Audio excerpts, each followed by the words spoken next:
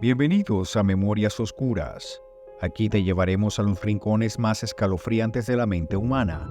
En este episodio, exploraremos la vida y los crímenes de uno de los asesinos en serie más notorios y brutales de la historia, Richard Ramírez, también conocido como el Night Stalker o el acosador nocturno en español. Acompáñanos en un viaje a través de la oscuridad, mientras desentrañamos los misterios y horrores que rodearon la vida de este siniestro personaje. Desde sus inicios en los oscuros callejones de Los Ángeles hasta su reinado de terror que dejó a una ciudad entera en vilo, descubriremos los detalles más escalofriantes de sus crímenes, la mente retorcida que lo impulsó y la casa que lo llevó ante la justicia.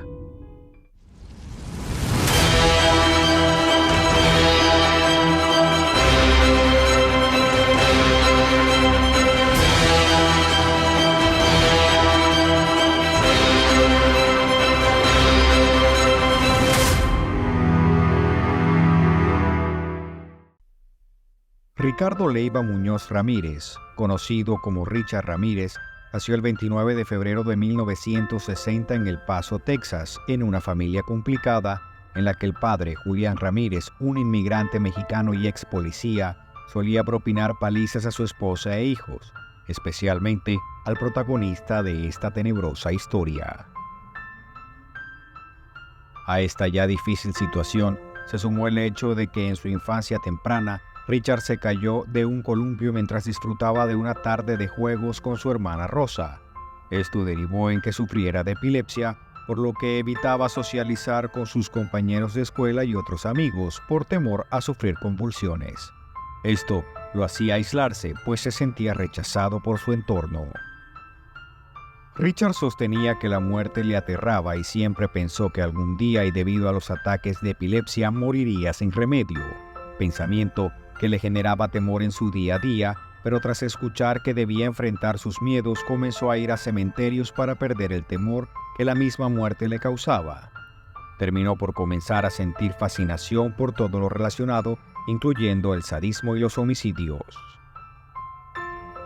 Las drogas y el alcohol entraron a la vida de este sujeto desde los 9 años, cuando deambulaba con personas mayores por las calles totalmente intoxicado y sin que nadie, ni siquiera su madre, una mujer poco amorosa, le prestara atención. Cuando cumplió los 12 años, su primo Miguel, o Mike, como era conocido en El Paso, un soldado de las Fuerzas Especiales, catalogados como los Boina Verde, regresaba de Vietnam y Richard comenzó a frecuentar su casa para escuchar sobre sus supuestas hazañas durante la guerra, pero nada más alejado de la verdad. Mike, quien según su entorno no había vuelto bien de la cabeza, aprovechaba la presencia de Ramírez para enseñarle a disparar, a usar el cuchillo para matar y a menudo solía contarle las atrocidades que cometió en Asia. Acompañaba sus relatos con fotos Polaroid de pilas de mujeres muertas a las que contaba que violó y mató junto a sus compañeros, y esto lo decía orgulloso como si se tratara de proezas. Estos relatos excitaban a Richard, quien fantaseaba con cometer esas atrocidades como si se tratara de Mike, sobre todo porque le tranquilizaba soñar con emular a su primo, quien le repetía mientras le mostraba fotografías de mutilaciones y violaciones que en Vietnam ellos decidían quién vivía y quién moría. Esta sensación de poder era lo que más le gustaba a un joven Ramírez, que pronto habría de ser testigo de un hecho que marcaría su vida para siempre. Cuando tenía 13 años, Richard presenció cómo después de una violenta discusión, su primo Mike disparó a su propia esposa con una escopeta, causándole la muerte de la forma más horrenda posible. Igualmente, fue testigo de la falta de justicia, pues en plena impunidad, el exmilitar fue internado en un centro de salud mental tras ser declarado inimputable por supuestamente sufrir de estrés postraumático. A los 15 años, Ramírez dejó atrás los malos recuerdos de El Paso y decidió probar suerte en Los Ángeles, pero pronto inició una ola de crímenes que comenzaba con pequeños robos, pero terminaría con una de las incursiones homicidas más infames de la historia criminal. En los primeros años de la década de los 80, ya Richard era conocido en la ciudad californiana, pues solía conseguir trabajo en hoteles pequeños o de pocas estrellas y aprovechaba su empleo para acceder a las habitaciones y robar a los huéspedes. En ocasiones se tornaba violento hasta que en una oportunidad y en medio de un robo en plena habitación de hotel, intentó violar a una mujer, pero fue sorprendido por su esposo, quien lo redujo y lo golpeó. La policía lo retuvo, pero la pareja afectada decidió no presentar cargos para no volver a esa ciudad tras la mala experiencia. A la conducta criminal que ya era común desde su infancia en El Paso, se sumó el hábito de leer y adorar a Satán.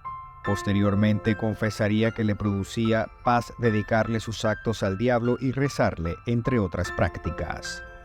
Estando en Los Ángeles, fue arrestado durante 6 meses por el robo de un coche, pero durante su reclusión en el centro penitenciario nunca reflexionó y por el contrario, no veía la hora de salir para darle rienda suelta a sus más oscuras fantasías. Así es que llegaría 1984 y Richard comenzó a cobrarse víctimas mortales. El 28 de junio de ese año, una mujer identificada como Jenny Vinkoff, de 79 años, dejó una ventana de su vivienda abierta debido a que hacía mucho calor, pues era pleno verano.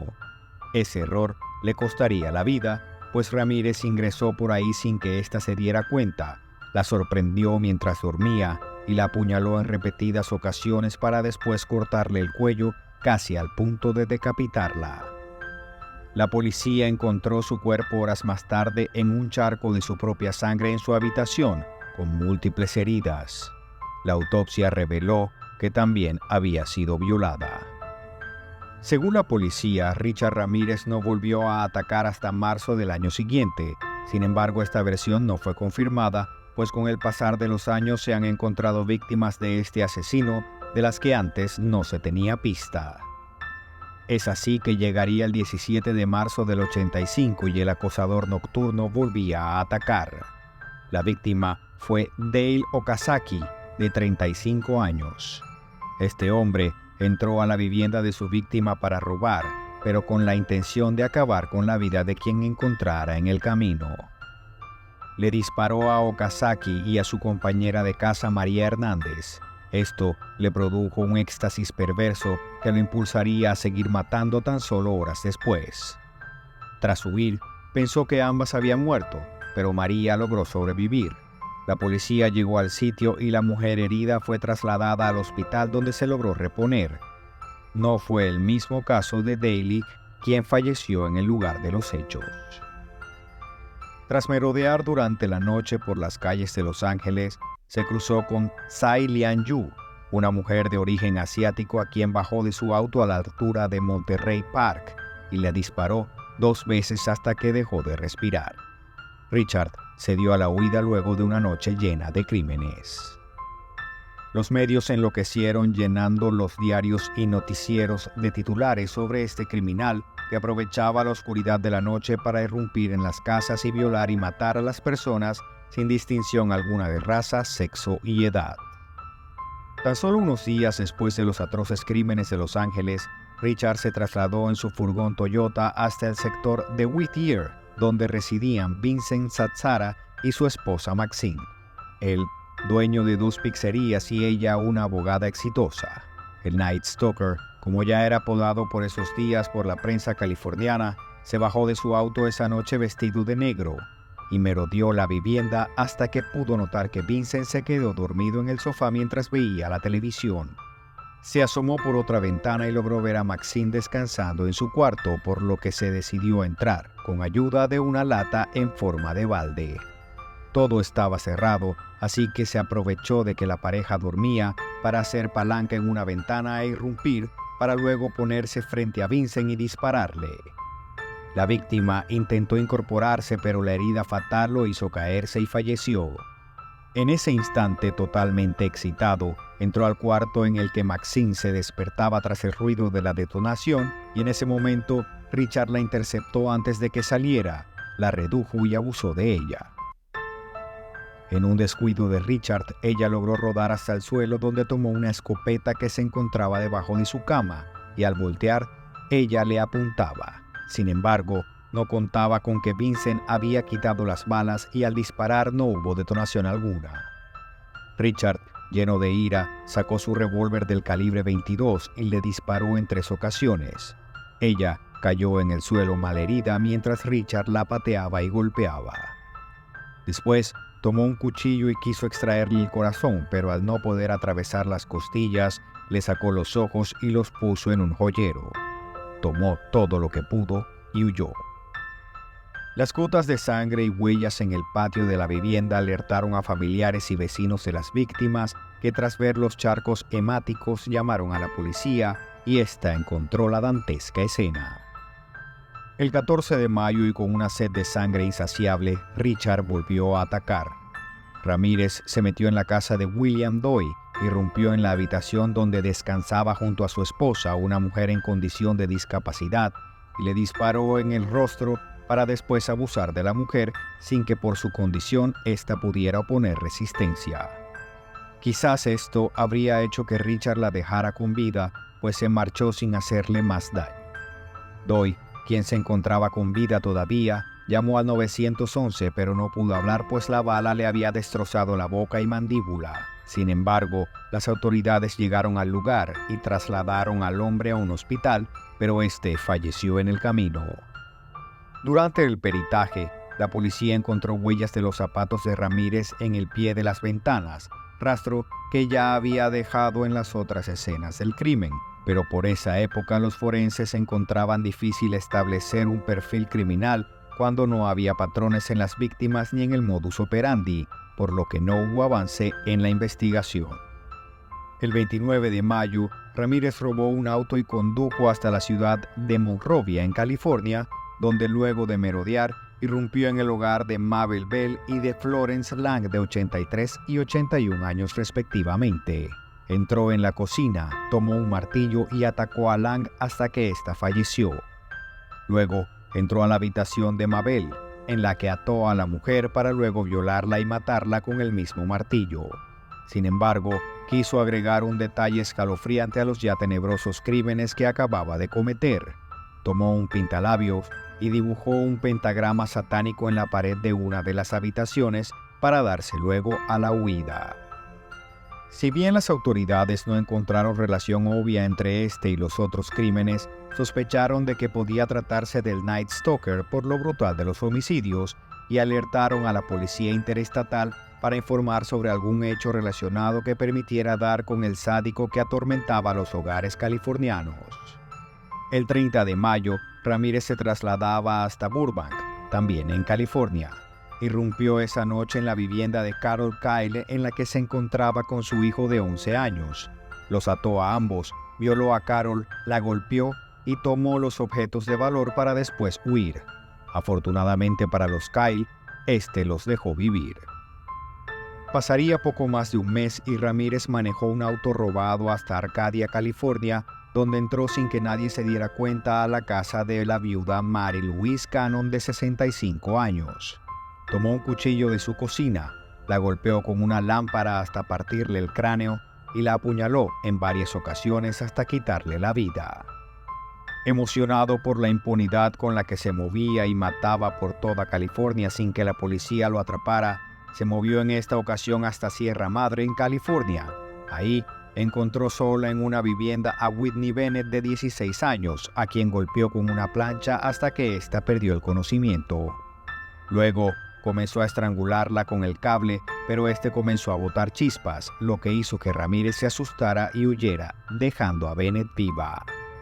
Años más tarde, durante un interrogatorio, Ramírez afirmaría que pensó que Jesús había provocado las chispas para salvar a la joven. El día 7 de julio, Ramírez salió decidido a acabar con más vidas, y al parecer, en esa ocasión se encontraba más irascible de lo normal. Entró en la casa de Joyce Lucille Nelson, vandalizó su vivienda y la mató a golpes, dejando la huella de su zapato en el rostro de la víctima. Tomó las cosas de valor, salió de ahí y eligió al azar otra casa en Monterey Park. Irrumpió, sometió a Sophie Dickman y la violó. Un detalle escalofriante fue que hizo a Dickman jurar por Satán mientras abusaba de ella para que éste no la matara. Ella logró sobrevivir y le contó esto a los oficiales de la policía esa misma noche. Llegaba el 20 de julio y Ramírez, frenético con la ola de homicidios que cometía y ante el miedo generalizado entre la comunidad californiana, se dirigió hasta Glendale, a la vivienda de Mason y Layla Niding, de 66 y 68 años. A la mujer le disparó en la cara y a Mason le propinó múltiples cortes con un machete que había adquirido días antes. Ambos murieron. Salió de ese sitio y condujo hasta Sun Valley, donde irrumpió en la casa de los Covenant. Disparó en la cabeza al hombre, Chynarong Covenant, y violó en varias ocasiones a la mujer, Somkit. Ató al hijo de 8 años de la pareja y robó todos los objetos de valor que había en el hogar. Cuando pudo, Somkit, a quien Richard dejó viva, llamó a la policía y durante las investigaciones encontraron de nuevo la misma huella de zapatos, confirmando con temor que se trataba del mismo asesino. La prensa y la comunidad tenían tan acorralada a la policía como el mismo asesino, sin que hubiera el menor rastro seguro de su identidad. Lo único que podían hacer era informar a los medios que difundieran algunas recomendaciones para evitar ser abordados en sus hogares por el criminal, medida que no calmó el miedo común. Night Stalker esperó hasta el 6 de agosto para volver a atacar. Sin embargo, parecería que lo hizo porque se había quedado sin sustento, pues ambas víctimas a las que atacó quedaron vivas. Chris y Virginia Peterson recibieron disparos como advertencia, pero Chris peleó con Ramírez hasta que el criminal logró soltarse y huir sin más. 2 días después, Richard, molesto por haber dejado con vida a las 2 últimas víctimas de sus actos, decide irrumpir en la casa de Sakina y Elías Abouad. Le dispara en el rostro de Elías, quitándole la vida mientras dormía. Ató a Sakina y la violó en repetidas ocasiones, obligándola posteriormente a buscar joyas para llevarse mientras le amenazaba con matar a su hijo de 3 años. Después huyó. Richard Ramírez se burlaba de las autoridades, pues para él no eran capaces de atrapar a alguien que atacaba sin planear nada y que dejaba pistas como si se tratara de un juego. Una de las sobrevivientes logró dar una descripción un poco escueta del asesino sin que el dibujo de los especialistas se pareciera mucho. Uno de los indicios en los que coincidieron algunas de las víctimas era en que este hombre tenía los dientes podridos y un muy mal aliento, pero todas estas pruebas carecían de sustento y eran circunstanciales. Ramírez seguía impune y cobijándose en el anonimato. Con el objetivo de despistar cada vez más a las autoridades, Night Stalker se traslada a San Francisco, a más de 6 horas por carretera de Los Ángeles, donde irrumpe en la vivienda de Peter y Barbara Pan. Dispara a Peter en la cabeza, ocasionándole la muerte de manera inmediata, y viola en repetidas ocasiones a Barbara para después hacer lo mismo que con Peter, pero ella logró sobrevivir. Tomó de nuevo un pintalabios y dibujó otro pentagrama satánico y escribió las palabras Jack the Knife, que al español significa Jack el Cuchillo. Tras las pesquisas de la policía en el lugar de los hechos, se aliaron la policía de San Francisco y la de Los Ángeles para cotejar los hallazgos, que eran principalmente el pentagrama y de nuevo la huella de zapatos que dejaba Richard desde inicios de ese año. Sin embargo, fue la policía de San Francisco la que organizó una rueda de prensa en la que reveló de manera equivocada que entre las pistas estaba la huella del zapato y el calibre del arma que utilizaba el asesino. Richard, quien vio la televisión esa noche, tiró del puente Golden Gate sus zapatos y arma, lo que despistaría más a los oficiales. El 25 de agosto, Ramírez roba un Toyota de color naranja y conduce hasta Misión Viejo para una noche de crímenes. Seleccionó una vivienda. Sin embargo, un joven de 13 años llamado James Romero Jr. sintió ruidos en el jardín, por lo que se asomó por la ventana. Logró ver a Ramírez huyendo y subiendo al auto, por lo que decidió despertar a sus padres.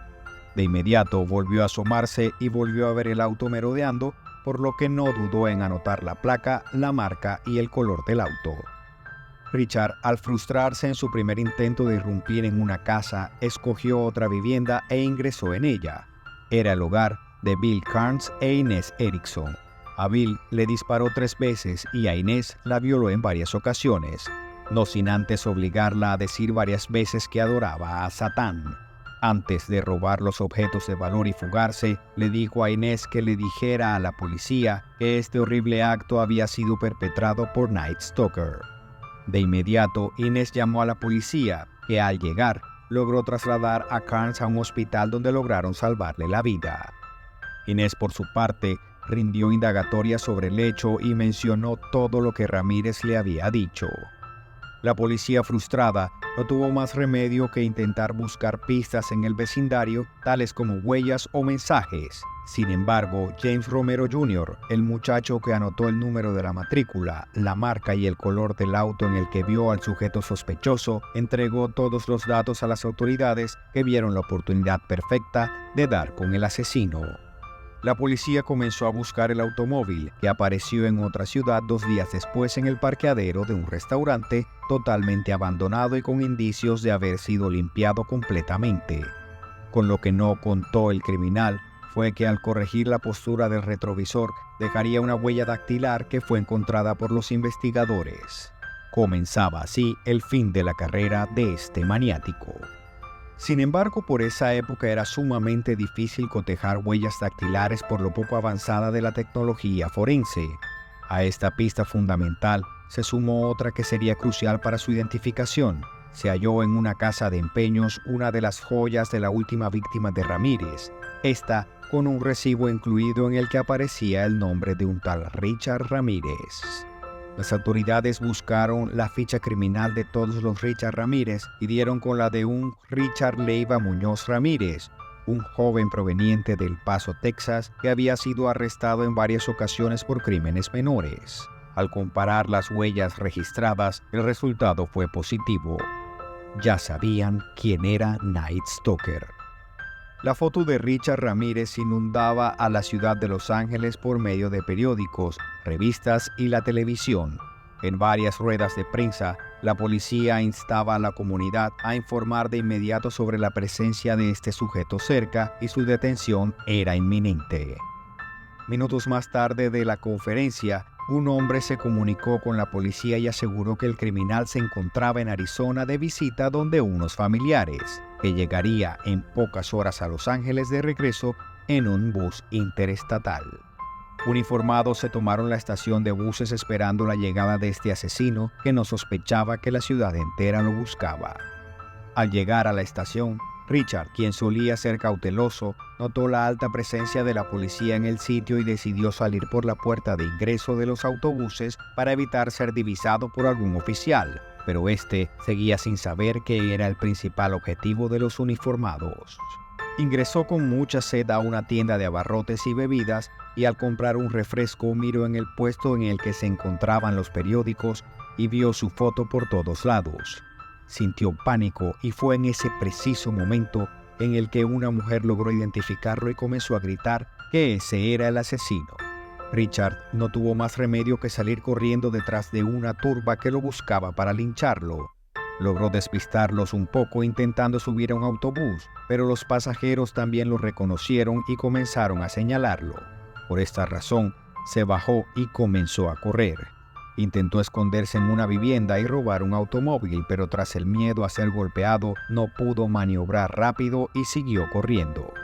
Cansado, pues había corrido más de 3 kilómetros evitando ser linchado, se adentró en un barrio en el que logró ver a una mujer que salía en un automóvil e intentó robarlo para huir. Pero ante los gritos de esta mujer, los vecinos salieron y junto a los perseguidores de Ramírez lograron reducirlo golpeándolo en varias ocasiones. Este se resistió al ataque, pero un golpe en la cabeza lo tumbaría. En ese momento llegó una patrulla y lo capturó. El Night Stalker había sido detenido y su ola de crímenes que generó la zozobra en una de las ciudades más pobladas del mundo acabaría. Tras su captura, no había nada que hacer salvo seguir aterrorizando a las personas con amenazas y buscando llamar la atención, pues ya no contaba con el poder que le brindaba someter a sus víctimas desprevenidas mientras gozaba de libertad total. Decidió hablar sobre su familia, los pormenores de los horrores que tuvo que vivir desde su infancia y además contar los detalles de lo que le hizo a los inocentes a los que les quitó la vida y a las mujeres a las que abusó y sometió a vejámenes. Ya preso, comenzó a molestar a los guardias haciéndose cortadas y dibujando pentagramas en su celda y de modo desafiante amenazando con conseguir armas para disparar a los fiscales durante el juicio. A pesar de que no lo hizo, durante sus intervenciones ante el juez, lo único que hacía era maldecir, decir frases alusivas al satanismo y burlarse de los familiares de las víctimas. Un dato curioso fue que a este juicio asistían mujeres que buscaban seducir a este criminal, pues les llamaba la atención lo misterioso de su mirada y lo mejorado que estaba su aspecto, pues estando en prisión le arreglaron su dentadura podrida y comenzó a vestir mejor. Tras varios días de deliberación, Richard Ramírez fue sentenciado por más de 30 crímenes a morir en la cámara de gas, y mientras a esperar su condena en la cárcel de San Quintín en California. Al conocer dicha sentencia, aseguró que sería vengado y que Lucifer vivía en todas las personas presentes. Parece que el Night Stalker estaba preparado para este veredicto, pues al dirigirse a las cámaras asumió que ya sabía de él. Acerca de The Night Stalker no se supo mucho después, hasta que en 1996 se casó con una de sus múltiples fans que tras años de enviarle cartas comenzó a visitarlo hasta contraer nupcias. La mujer declararía que el misterio que representaba Richard Ramírez fue lo que le enamoró de tan sombrío personaje. 23 años después de haber sido capturado, Richard Ramírez falleció en la prisión tras complicaciones hepáticas y linfáticas. Murió esperando en los pasillos de la cárcel su ejecución. Su cuerpo no fue reclamado por ningún familiar, ya que al mismo tiempo de su deceso, su esposa desapareció sin dejar rastro. Fue reportada como desaparecida días después y según las autoridades se pudo haber quitado la vida, pues había prometido que si Richard moría, ella cometería suicidio. Pero el cuerpo de esta mujer no ha sido encontrado hasta la fecha. Hacia el año 2009 y por medio de pruebas de ADN se logró adjudicar otro crimen a este asesino. De hecho, se habla de que fue el primero que cometió en su larga carrera criminal. En 1984, mientras trabajaba en un hotel en San Francisco, este sádico personaje le quitó la vida a una niña de tan solo 9 años llamada Mei Leung, a quien llevó a la fuerza al sótano, abusó de ella y la apuñaló en varias ocasiones para después colgar su cuerpo de los tubos de desagüe del edificio.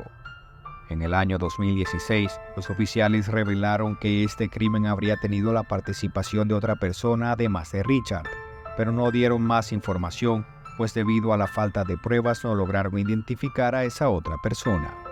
Pero este y otros secretos yacen en la tumba con Richard Ramírez, uno de los asesinos más infames de la historia criminal. A lo largo de este episodio hemos tratado de entender lo incomprensible. ¿Cómo alguien puede caer en la oscuridad más profunda y cometer actos tan atroces? Richard Ramírez, con su depravación y maldad, sigue siendo un sombrío recordatorio de la capacidad de la humanidad para el mal, pero también es un recordatorio de la importancia de la justicia, la solidaridad y la determinación de enfrentar el horror. Gracias por unirte a nosotros en este episodio de Memorias Oscuras. Si te atreves, acompáñanos en el próximo episodio donde exploraremos otra historia impactante de la vida criminal. Hasta entonces recuerda que en lo más profundo de la oscuridad siempre hay una historia que contar.